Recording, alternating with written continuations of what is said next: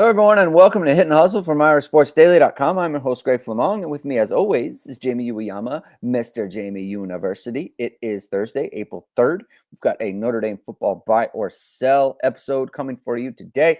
I'm going to post some topics to Jamie. He hasn't seen them yet. That makes it a little bit more fun. And then we'll buy or sell, whether he agrees or what he thinks that's going to happen.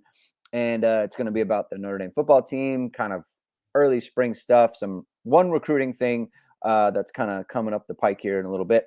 And that's going to be the bulk of the show. So thank you, everyone, for tuning in today. If you like what you hear, please hit the like button. Please subscribe to our channel. And please hit the notification bell so whatever it is. We are going live. Links to the podcast are in the description below. And as always, the show is brought to you by ESQ Clothing. Founded by Notre Dame alum Ge Wang, you've seen ESQ on all your favorite Notre Dame players and coaches with over a decade of making the best custom clothing available. ESQ will help you look and feel your best in 2025, from a perfect fitting suit or sport coat shirt or bomber jacket, or the perfect tuxedo for wedding season. Check out Ge's amazing work at esqclothing.com. Book an appointment to upgrade your wardrobe today. Mention ISD and get 10% off your entire purchase. That's esqclothing.com. And a programming note, I will be podcasting with Dara Mabry later today.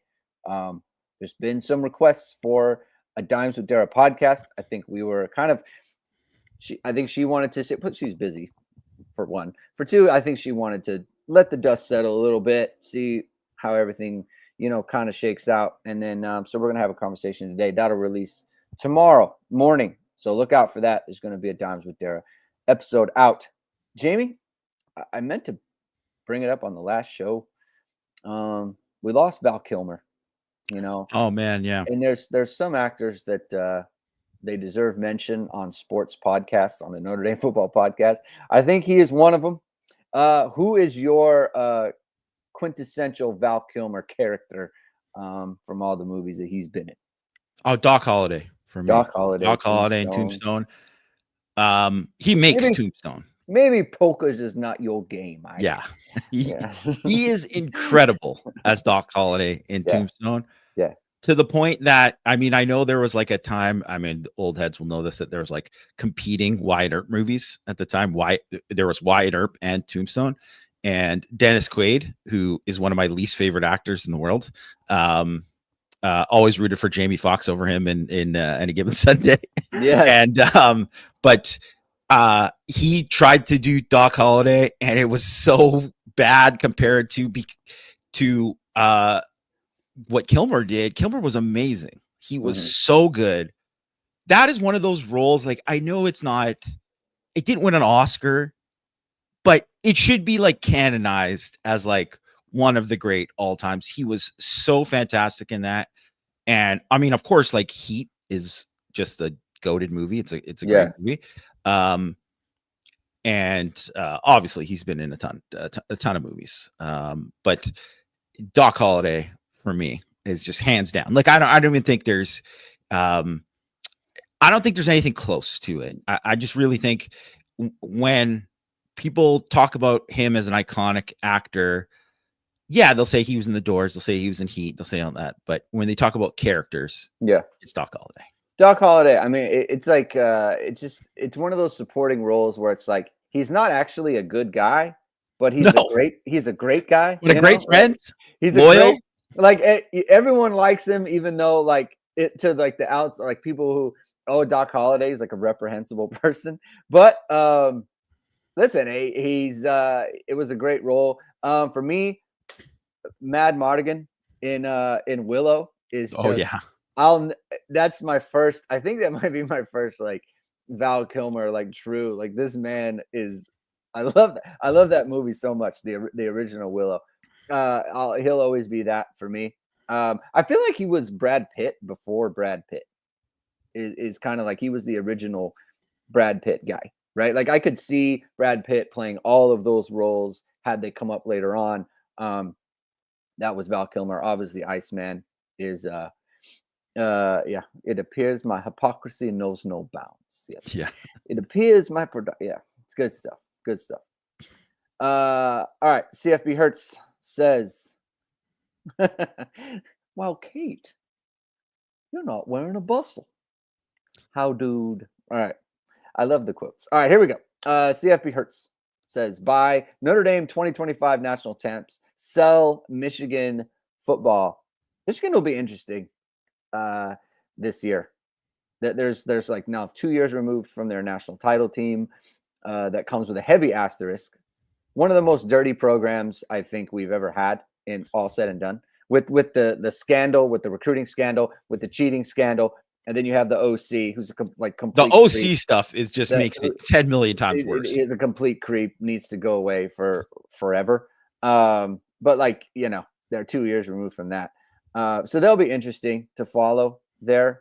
Buy or sell Notre Dame 2025 national champs, Jamie.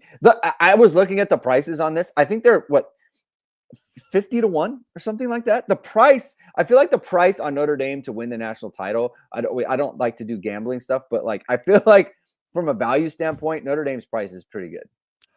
Yeah, it is pretty good. I don't think it's like a bad. You're not. I would say there's a lot of other years where you'd be absolutely just like burning your money, trying to, if you're betting a long shot Notre Dame national championship bet. This year, I don't think I think there is value and you could do it. I mean, I'm going to sell though. I mean, until we know more about the offense and who the quarterback is and all of that. I think that's really the main thing, because I do think that the defense will be national championship level again. Is the offense going to? And that's going to be a thing. Plus 1,400. See, to me, in the spirit of it, that's a buy. I'm buying it. You know what else I'm buying?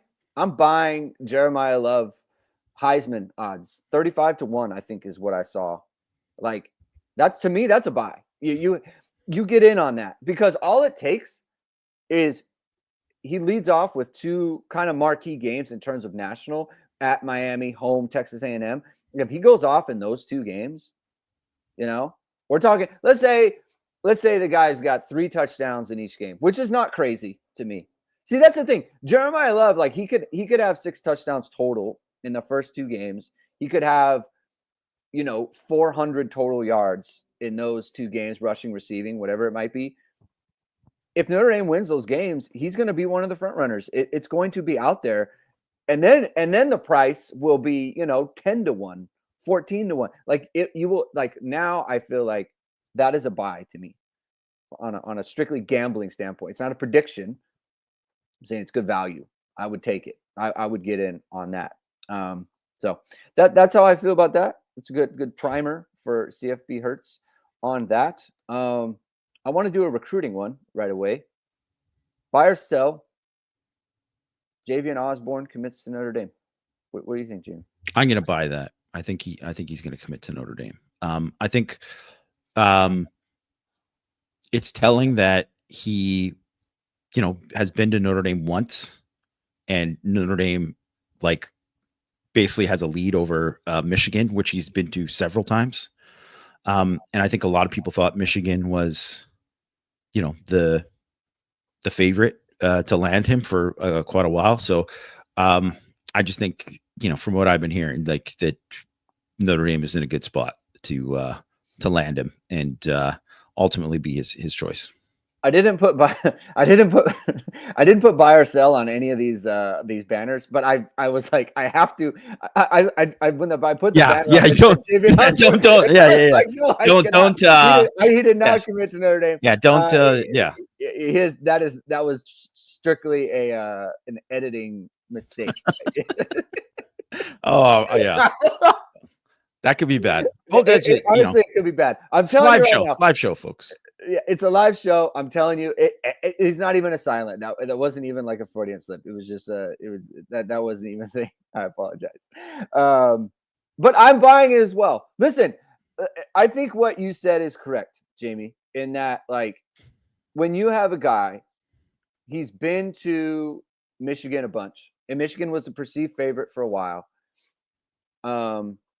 And when that's the case, he goes to Notre Dame, and then they immediately jump up front, then goes to Michigan again, and comes back and now Notre Dame is the quote unquote slight leader, according to whoever. Like, if it was a Notre Dame player, like a Notre Dame guy who was like, heavily favored, goes to another school, and now Notre Dame's running second, even after they visit, the player's not going to Notre Dame. Like I just think that Notre Dame hit it out of the park with him, and he likes it, and I think he wants to go to Notre Dame now. And we'll see, right? Like, they have to close, and that's true of like all this momentum That's that true. Notre Dame has. Yeah. And like Notre Dame has to close on these guys, but like I just think they're going to land him. I think they've done what they need to do. I think they're ready to close on him. Anytime you hear talk of a guy where it's like, hey, I'm going to move up my timeline as well, that's another telltale sign like he's ready to pull the trigger. So it'd be pretty big. I mean, obviously I'm playing clips here of him. This would be enormous. He wears number 26. I wonder if there's like a Saquon Barkley thing going on. But I think you see in a lot of these. Oh, there's definitely, you don't wear 26 as a high school kid, and not. Yeah. So maybe just really likes Clinton Portis. Oh no, he was 28. So yeah. So I just think it would be huge. I think of some of these clips you see, like we talked about it a little bit recently when he was the topic. The long speed here is where, like, I compared him to Torian Folston. I just think the fact that he can break away and get on some really long runs, like Torian Folston didn't really even have that in high school. The fact that you see Javian Osborne like get out in the open and run away from guys, I think that's what kind of separates him. He'd be a great pickup for Notre Dame should they land him. Again, he has not committed to Notre Dame. Anything else, Jamie, on the Javian Osborne situation? No, I mean, I think we kind of covered it. Like, he's obviously a big time back. I just think that, I don't know. I think my view of it too, in terms of like how Michigan is, and I'm not like, I'm not one of these people, like, God love all the people who follow EJ Holland just to, respond to him. Okay, do whatever makes you happy, I guess. I don't care about someone like that who does trolling or whatever. But I think that you look at where Michigan is recruiting now they're recruiting off of the bad season they had and not the season that they just, where they just won a national championship. And it's a different kind of momentum. And also too, like you said, that OC thing, it's not helping. No, it's not good. It's not a good thing, right? Like, if it was Notre Dame, it would be a huge. It would be a huge. I mean, it was a huge story. It would be a much better. Frankly, if it was Notre Dame, this story would be enormous.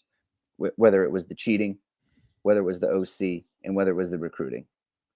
Like, let's be honest about something. If all of this was happening at Notre Dame, that national title game would not have been played. There's 0% chance that Notre Dame would have played under those circumstances with a twice suspended coach and then a suspended interim coach. It just never would have happened. There's just no way. I'll never get over that. Just the powers that be just kind of shoo-shooing that all the way. I honestly can't believe that even happened. But it is what it is. All right. Next buy or sell topic. Buy or sell, Jamie. Notre Dame surpasses 3,500 rush yards in 2025. For context, in 2017, Notre Dame rushed for 3,501 yards in 2017. Obviously, you did have the running of Brandon Wimbush that season, right? So you had Josh Adams, 1,430, Brandon Wimbush, 803, and then Deion McIntosh, Dexter Williams, both surpassing 300 rushing yards. What do you think, Jamie? Do they have enough at running back?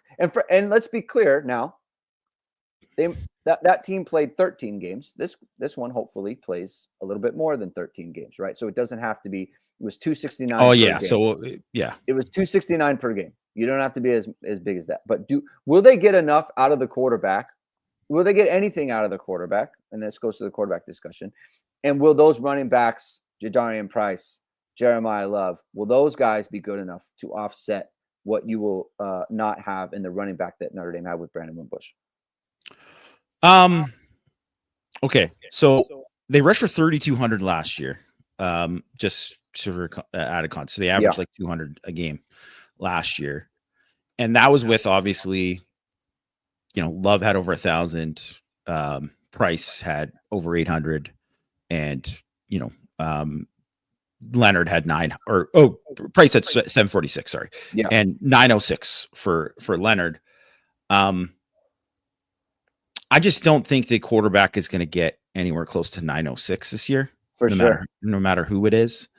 I think that's going to be awfully tough to duplicate, just because, one, in college football, those lost sack yards get taken off. And I'm not talking about this because everyone's going to think I'm talking about Steve Angeli, but whoever it is, they're going to get sacked more than Riley Leonard. Even though I think the protection will be better, I just think they're going to take more sacks, because one of the things that Riley Leonard was amazing at was not getting sacked and being, really good at turning negatives into positives. And to ask whoever is going to be in their first year to do that same thing, I think is going to be awfully tough.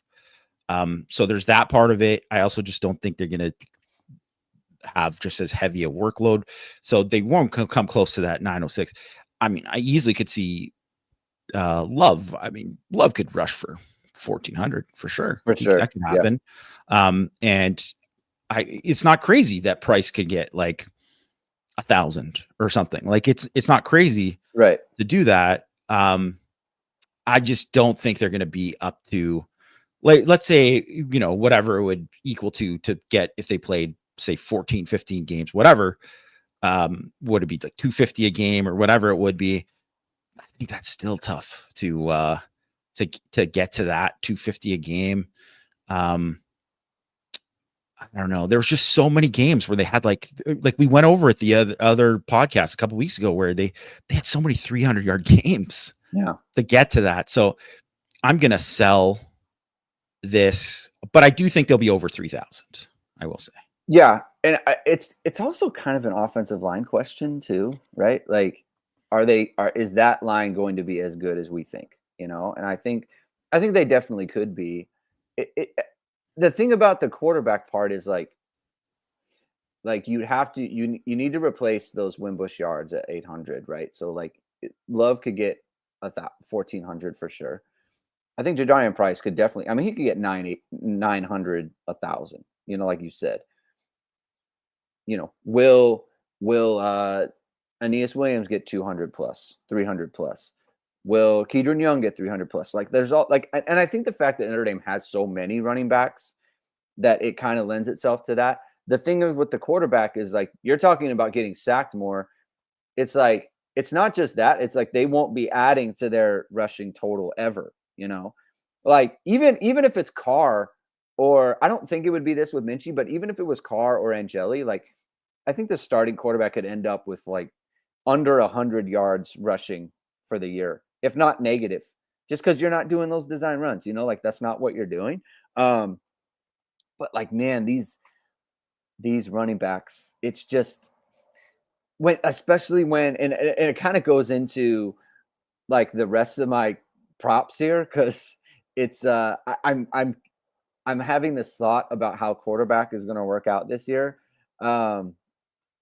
And I'll get to that quarterback one in a second, just because I think it goes into it. But like, given that, I just think there's going to be so much just, hey, turn around and hand it to one of these guys and let them go. So that's why I kind of think like, nah, man, this could happen. Yeah. And I think that one thing too, like if you look at Ian Book, who I would say that if you're looking at like Carr or Minchie, they're probably closer to like, I could see them doing some of the stuff that Ian Book did in terms of like, hey, QB sweep every once in a while, and you're going to do this. Yeah. And obviously they'll run zone read and that. They're just not going to do as much as in terms of like QB lead and all that. I just don't see that being a big piece of it as much, no matter who the quarterback is. And then I think that, Book in his second and third year as a starter, he had over 500 in a second year and 4 something in his third year. Obviously, there was a little bit less games in that third year, and the first year was 280, and it was like his average, whatever, because this is not taking with the sack yards, was 2.95. Obviously, if you take the sacks out, it changes, right? But he was not. They didn't use him as much as a runner in that first year that they did, and I just don't think they would do this. I think it would be the same for whoever it is. Yeah. Vamos Irish says those boxes are going to be so loaded up if they can't pass. Like, okay, there's one: buy or sell. Notre Dame. Also, they're going to pass more. Yeah, that's a thing. Well, so buy or sell. Notre Dame's passing game can't be worse than last year. So, like, are you buying the fact that like the passing game will definitely be better than it was a year ago? Yes, I think it'll be better. I just don't know. I can't quantify how much. Right, but better it'll be. Like, I feel like if they could run it last year, they can run it this year, especially when the offensive line is going to be better. The offensive line will be better. Yeah. So like I don't know that the boxes matter to me that much. In terms of, like, I don't factor this in. Yeah, I would say too that one thing with, like, say, Leonard last year, like his average depth of target was 7.5 yards. Yeah. Whoever it's going to be this year, that ADOT is going to be higher. Like that they're going to push the ball more. 7.0 YPA, like it'll be over 8 this year. I believe that for whoever the starter is. Which was wild. There was somebody on the ISD board who said Notre Dame won't pass for 2,000 yards this year, and I was like, what? Like, which is basically Iowa. Like you are a bottom 5 passing team in the country. There's no way that is going to happen. I just think that no matter who the quarterback is, they're going to be able to throw the ball. Be a little bit more vertical. They're going to have guys who are a little bit better. Set them some things up to be a little bit better at receiver overall and a little bit better after the catch and whatnot too. And I also think, like, Jane Greathouse will be like more featured. They'll do things in Fields as well. And they're just going to have more kind of reliable options. Even if you just say, like, if you think Fields and Greathouse are going to be, the top 2 targets on the team at receiver, which I think that's probably a pretty good guess that that's going to be the case. Fields never had a problem dropping passes. He's been very consistent catching the ball, very low, drop percentage throughout his career at Virginia. Jaden Greathouse, same thing. Also, like, was the best, literally the best receiver in the country or not a country, of Power 4, but probably in the country too. I didn't look at the whole thing, but for PFF, they had him had the highest catch percentage on 50-50 balls last year. So they're going to be a little bit more consistent catching the ball. They're going to be a little bit more explosive, I think. And I just think that they're going to,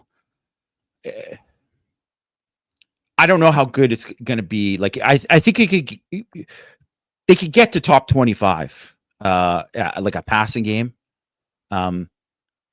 It just, I don't know if do they have enough at receiver? Do they have enough consistency at quarterback to get to that next level?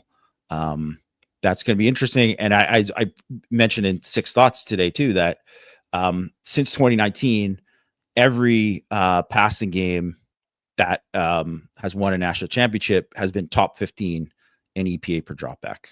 So that is, if when you look at what is important, and I kind of goes back to that Caden McFarland when he talked about, hey, we need this running and whatever. It's like, yeah, I mean, win games, whatever. But when we're talking about winning a championship, you got to be able to pass at a certain level. That's just what it's been. That's the modern game, and you have to do it at top 15 level, and most of them have been like top 5. Yeah. Well, the next one then, I'll do this one. Buy or sell, Notre Dame's wide receivers are underrated. I'm gonna buy this. I do think they're underrated because I do think Greathouse is going to be by the end of the season, people will view him as like, when they go, put it this way, throughout the college football playoff, no one in the lead up to the games, no one ever said anything like Jaden Greathouse is the guy that the other team has to worry about. Yeah. And I think that will be a thing that this year they have to worry about. I also think like, Fields is someone that they have to worry about. And I do think like they're going to get enough out of the other guys, whether it's, Faison, Pauling, Gilbert, Cam Williams, whoever, right? Like they're going to get enough from there. I just think they're just going to be better. Their top like 4 or 5 this year are just going to be better than their top 4, 5, 6 last year. I just think when you look at like Will Pauling as a third guy, I think that's pretty good. Like, especially when you have like Faison and Pauling as like 3-4, just as a baseline, those are your top 4 guys.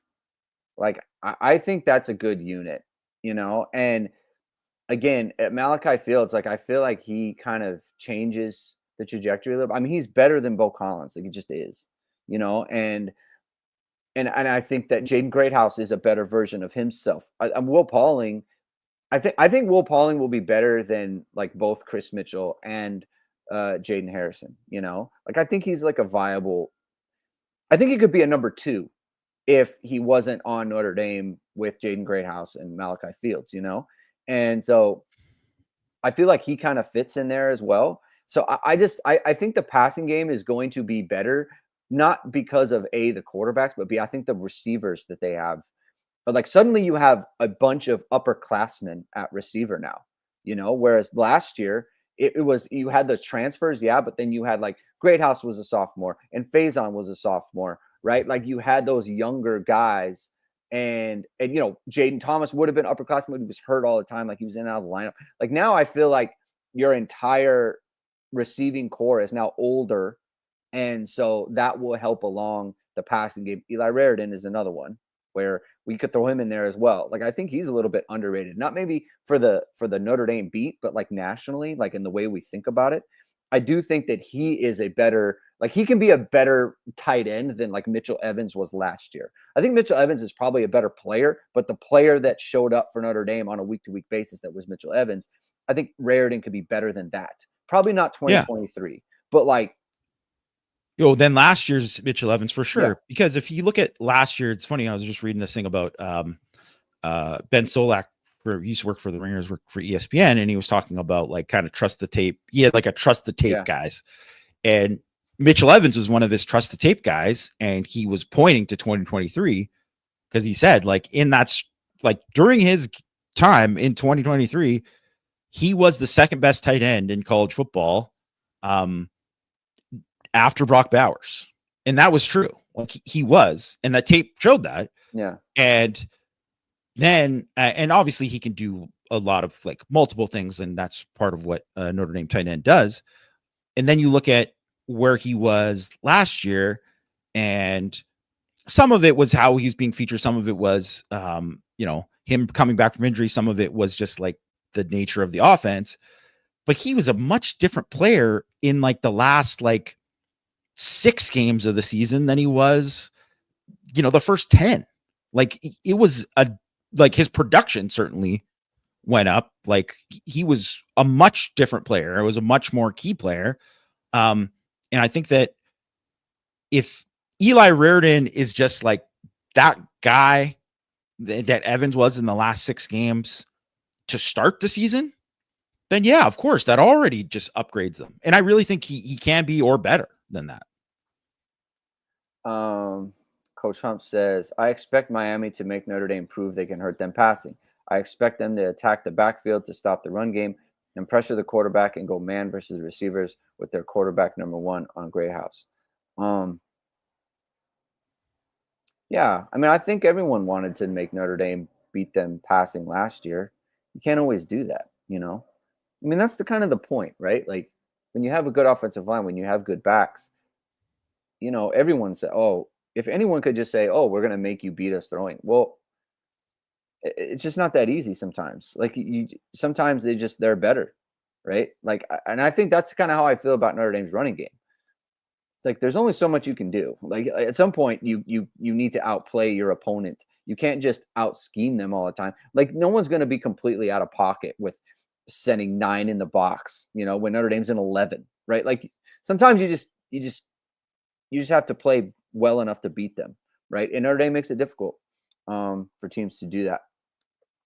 All right, I got one about the quarterbacks, Jamie.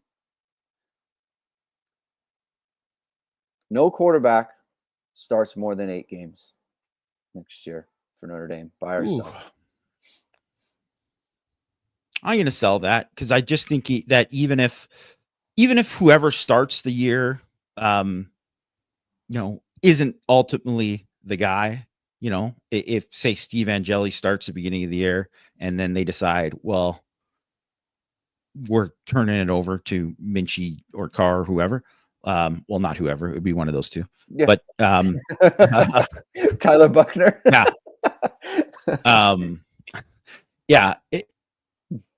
I just think that person will start the bulk of the games unless there's injuries. I mean, I guess predicting that everyone will stay healthy and all that, like, knock on wood that happens. But I just think that whoever the quarterback is going to be, they're going to settle on that person for the bulk of the season.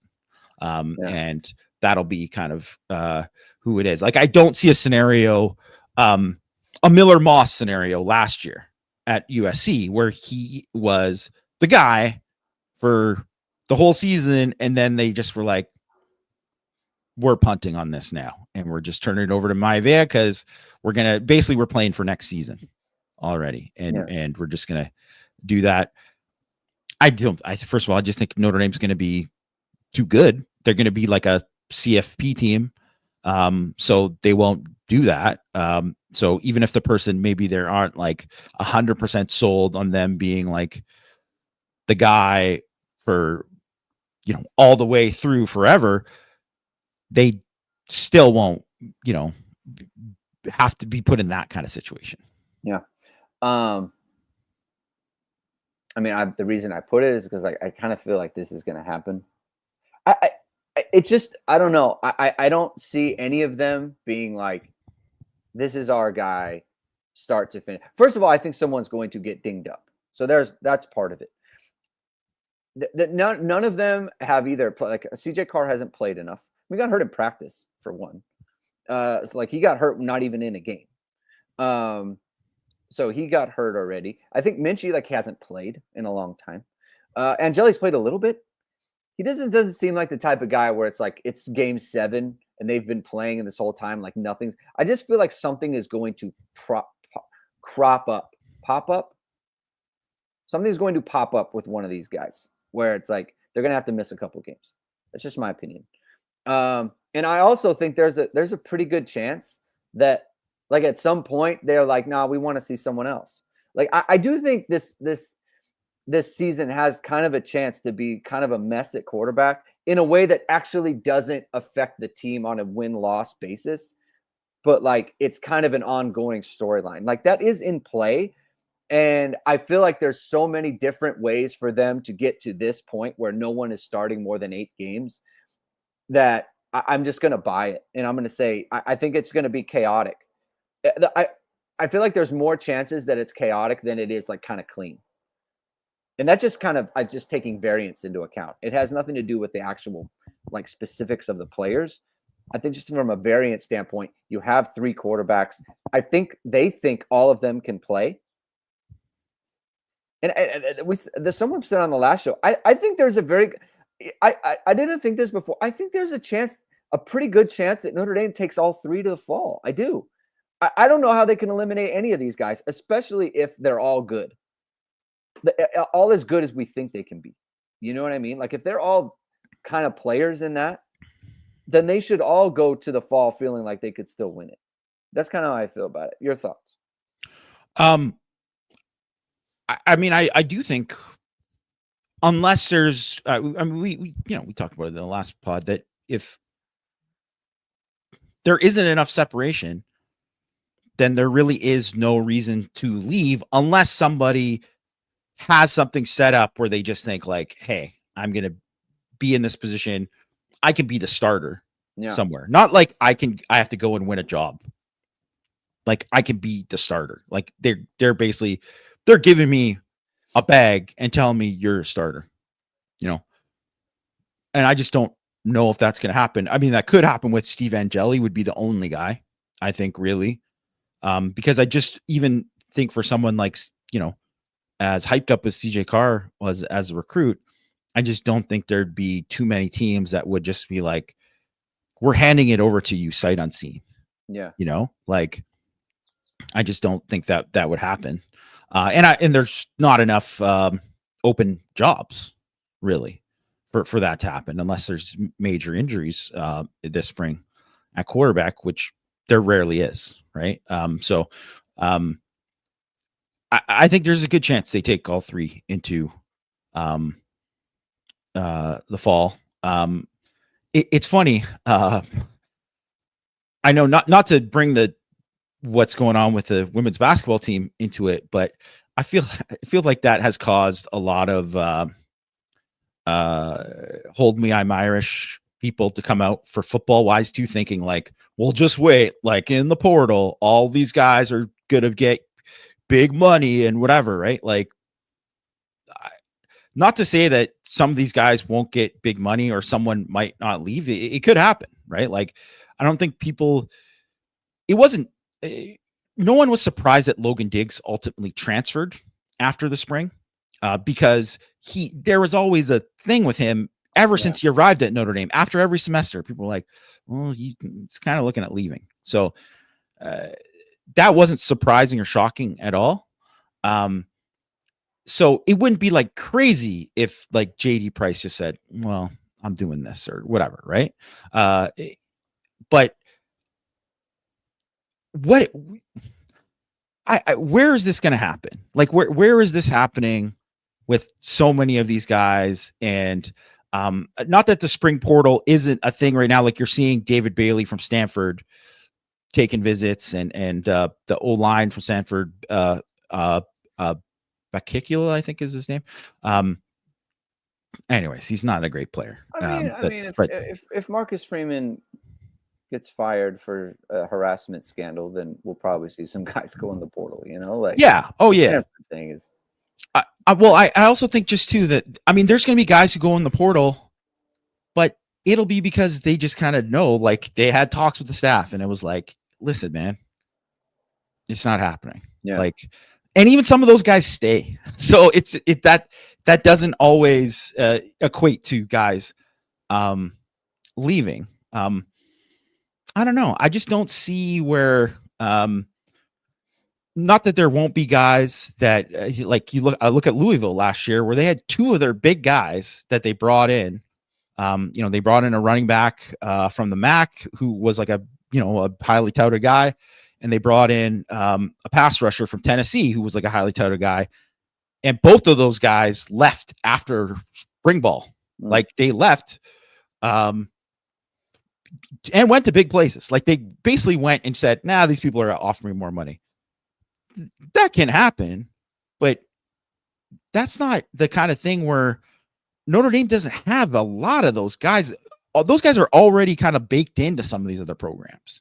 And there's just not as many of those guys at Notre Dame. Not to say that people aren't interested. There aren't people at Notre Dame who are interested in getting as much money as possible, whatever. It's just not as prevalent of a thing as some other places where their whole thing is buying guys. Yeah. Is there a concern that Notre Dame's losing guys to the portal? Did I miss? No, there's just, I don't want to call someone out by name, but if someone who's literally, whatever. They're always complaining about certain things, and then they're wondering why people are transferring. I'm like, I don't know. You complain about it all the time. You kind of figured that you're the one saying the thing's the worst. So why are they transferring? Seems like you already had it figured out, but I don't know. I don't have time for those people. We don't have time for that. A lot of people don't have time to deal with their social media page, Jamie, or their how to get the graphics up on their small business. That people just don't. There's other things that you got to worry about with those things, and you gotta you got to put that on the professionals, right? And so you don't have time to put together a good highlight reel for yourself, right? And so if you don't have time for that and you want to find the best, then go with VSR Media, founded by Notre Dame football pregame host and Emmy Award-winning anchor Vahid Sadrazadeh. VSR Media provides professional and cinematic video and photo. Whether you're looking for a collegiate or pro-level highlight reel, have a personal story to tell, or are aiming to diversify and grow your business, VSR Media specializes in short and long-form video storytelling, social media management, and website design. VSR Media also captures professional headshots, senior, and sports photos.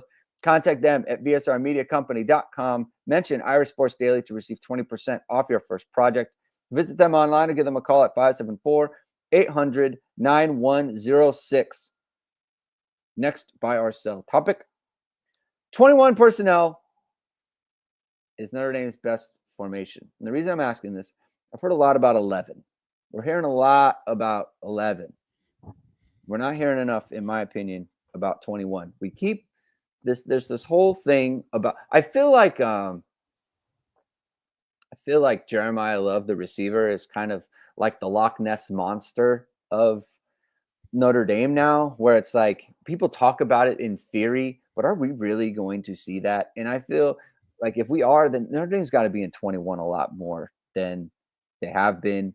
And plus I feel like it utilizes their best room, which is the running backs. They have so many running backs who can carry the ball and catch the ball and be versatile, right?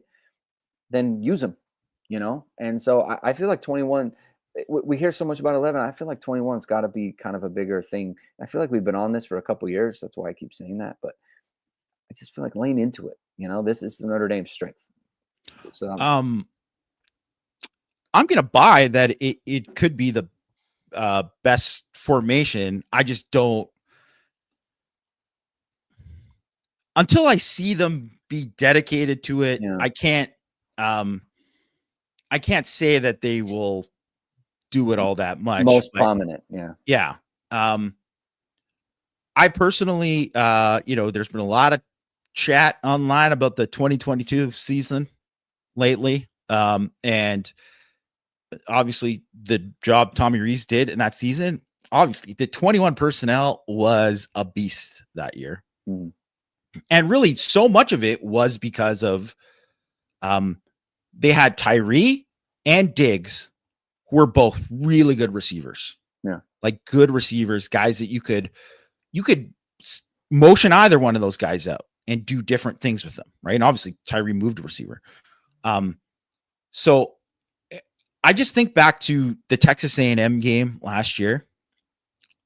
Loved seeing Jeremiah Love line up in the slot. Loved to see them try to throw a fade, which was, I think it was probably on him. He did a bad job. Right. Yeah. He didn't run maybe the route right. And maybe that's why they never went back to it. Yeah. But to me, there is definitely something there where you can have Love and Aeneas Williams specifically, because both of those guys can play out. Like, I don't think Price, we just haven't seen him do that. So and they haven't thrown him the ball enough to make you think that that'd be great if he could. I certainly seen him do some things in practice where he's like, cook guys on some like seam stuff that was exciting. But Aeneas Williams, he legitimately has like some slot kind of features. We saw him, walk out on a linebacker, catch like make a tremendous over the shoulder catch against Penn State. I think there's a lot you can do there to get matchups. And that really is Mike Denbrock. A huge part of his game is getting matchups, motioning to get favorable matchups and stuff. So I would love to see Jeremiah Love and Aeneas Williams on the field together more often. Just even 5 plays a game. 5 plays a game, and just let them cook, and just let's see what happens. And I think, they didn't run a ton of 21 in that 2022 season, but what they did out of it, they averaged like something like, when I was tracking at the time, I'll look back on it later on. But there was like a 4-game stretch where they were averaging like 12 yards per play they ran it like 6 plays in a game for like 4 straight games, and they're averaging like 12 yards per play, just big play after big play. They were just cooking with it. Yeah, and again, it just, are we serious about this Jeremiah Love receiver thing? They're doing all this in the spring, but like, are they really going to do that? You know, like, if you are, then you kind of have to do it out of 21, like, because you want the back in the backfield. You always want that, especially now that you don't have Riley Leonard. You can't. I don't think you can be an 11, put Jeremiah Love in empty, and it's like, okay, Notre Dame is not running out of that. And unless it's Minchie, because I just don't think, they're going to run quarterback counter out of empty. That's just not going to happen. With Riley Leonard, it was like, hey, we still have to have numbers because they can run at us, and he's a very, very good runner, right? It's not true. It's not true this year, and you have to have those 2 backs on the field. You just do. And look, like you said, it was the Texas A&M game. They played 15 games after that. I think they could have figured it out. And look, maybe they felt like they didn't need to. It doesn't really matter. It's water under the bridge. But I just feel like it's your best room. And you got to have roles for guys. I mean, honestly, like, if they're kind of thinking about, if they want Jabron Payne still on the team, you need to be a 21 team. Get him out there with doing what Aeneas Williams did. Like, those 2 guys having that role together, they can be 21. They were both the third down backs. They wanted Jabron Payne to be a third down back. He was previously. Jabron Payne, another guy you can use in 20. Yeah, exactly. And so obviously it was a different coach, but Juwan Sider also recruited Jabron Payne, right? So like, he liked him as well. It wasn't just Dylan McCullough thing. So I just think that's the kind of the how you get into. Oh, go ahead. One last thing I just wanted to add, because we haven't really talked about him at all, and frankly, I don't know what is going to happen, because there's so many guys in the backfield that deserve to play, but they're not going to get enough reps, and how they're going to work out. I don't know how that's going to work itself out. But you can't see a lot, obviously, when you watch the videos of practice and you see guys doing indie for a lot of it. And we've talked about certain things you can see, but a lot you can't see. Yeah. I will say, Jabron Payne, after the knee injury, he looks pretty good. Like, he looks like the guy that was just his movement, looks really good. Like, looks quick and explosive, and some of those things that, sometimes you don't see a year away from a guy tearing his ACL. So that's intriguing to me. It's intriguing. I can't come up with a situation where, unless he just wants to, where he stays. He's too good. I think he's too good to stay. Honestly, he can go play, like, he can go be someone's number 1 back. And maybe it's like, not at like Northern Illinois. Why can't he go be their number 1 guy and do exactly what their guy did last year? Why not? I don't know. He's good enough for that. They have so many backs, and even from just a money standpoint too, right? Like, he can go. Someone could give him money to go be their back, right? So I hope he stays. Like you said, he's good. He looked good in the spring. I'd like to see that through. We'll probably have to just see how it goes from there. Last one, buy or sell. Lauren Landau is Notre Dame's most important coach this spring.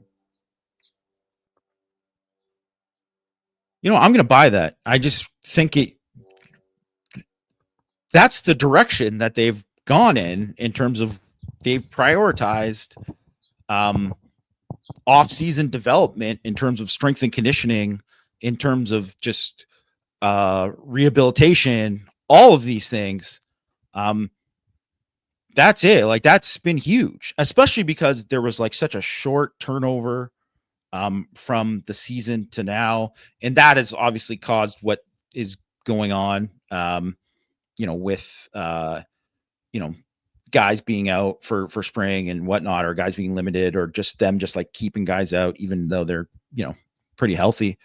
But, listening to a KVA talk yesterday, and he was talking about You know, how obviously he wasn't fully healthy back from his knee injury, even in the final game. Mm-hmm. He didn't feel, he said he didn't feel fully healthy with his knee until like February, like beginning of March, right? That's how long it took for him to feel like, hey, I'm 100% back.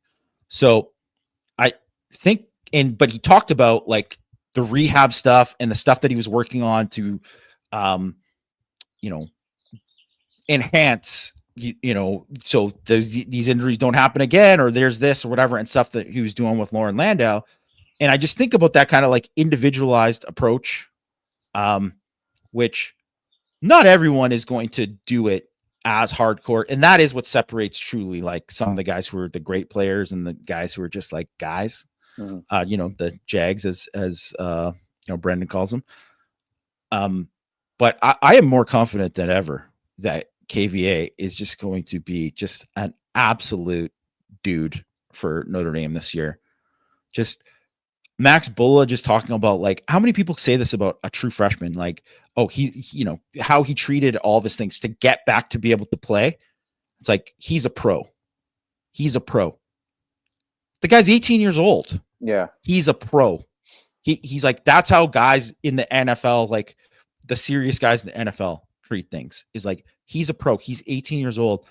And even just hearing him talk about his approach to things, it's just not normal. Like I think about like Jalen Sneed, who obviously it is exciting that he's like 238 pounds. He seems like it's night and day difference talking to him this year compared to where he was 2 years ago. He's just a much more mature kid, which is very normal, right? A lot of kids, even as talented as him, it takes time to kind of realize like, hey, I got to like do this and this and this, because they're so talented that they are able to kind of like still good enough to play, but not good enough to be like an elite guy without doing all of the extra, right?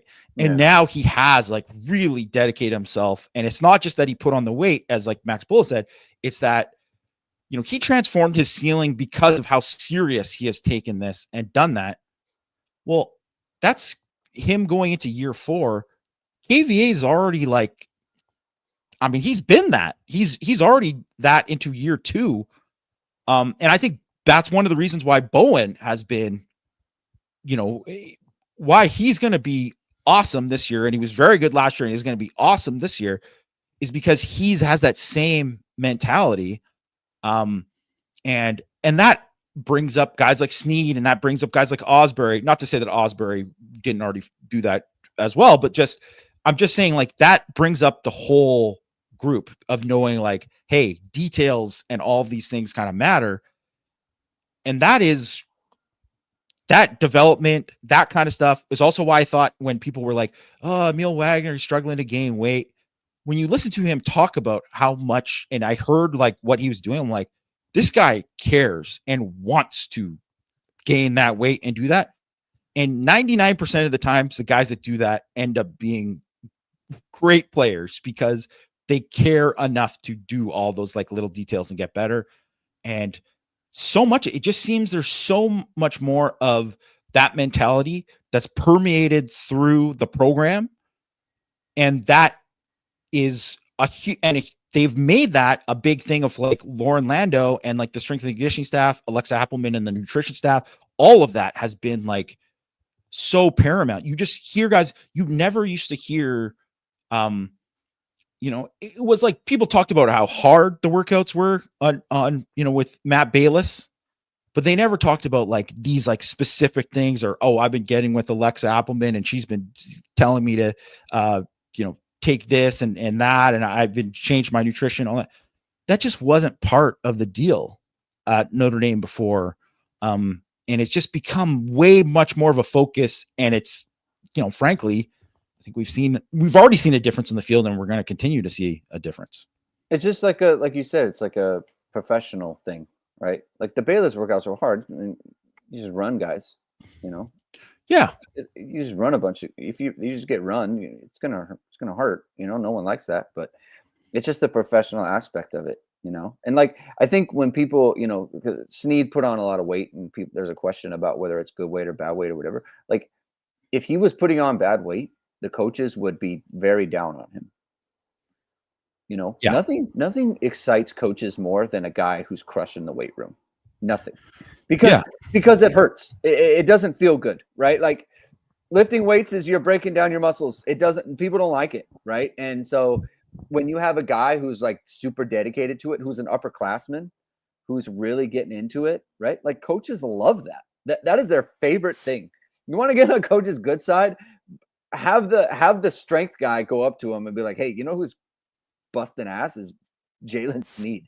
Like, that's what they want to hear, and that's how they know you're bought in. I mean, there was a little practice viewing. He's taking the 1 reps with Drake Bowman. Now look, it could mean nothing, right? But the fact is, like, if he wouldn't get any 1 reps if he was putting on the bad weight that no one wants. Oh yeah. So that matters a good bit. All right. That was a fun show. I think that's a good place to end it. Thank you, everyone, for tuning in. If you like what you hear, please hit the like button. Please hit subscribe. Please hit the notification bell. So whenever it is, we are going live. Again, I've got a Dimes with Dara episode coming out tomorrow. We will record later today. So be on the lookout for that. That's why you want to hit the notification bell. We'll talk to you next week, Monday. Hopefully, we'll see what transpires over the weekend. And we'll talk to you on Monday for Power Hour, and then on Tuesday with me and Jamie. Have a good rest of your day. Have a good rest of your week. Keep hitting and hustling.